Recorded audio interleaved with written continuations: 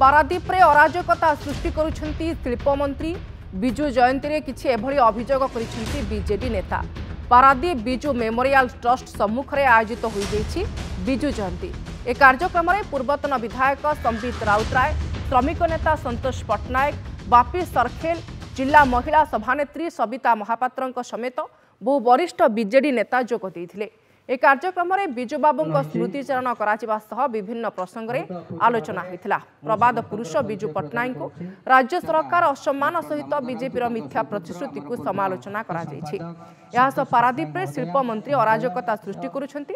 एथिरु शिल्प मंत्री निवृत्त रुहंतु नहेले जोरदार विरोध करा बोली चेतावनी दैछंती बीजेडी नेता।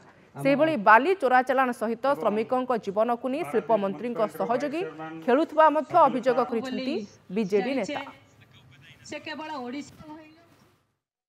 राजनीतिक पाणीपाग बदलला परे जो भलिया भाव में शिल्प मंत्री पारादीप को अशांति करने चेष्टा करुचंती। किछि असामाजिक युवक मान को धरी विभिन्न शिल्पायन रे एक्सटर्शन मनी आदाय करुचंती। पारादीप शिल्पायन रे जो भलिया भाव में ये 10 मास भितर अशांति सृष्टि करिसंती आकु जमा भी बर्दाश्त करा जीव नाही।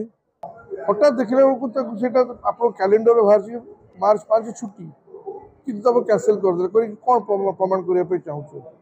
ये गोटे हीन मान्यता केवल आशा करा जाएनी ये सरकार।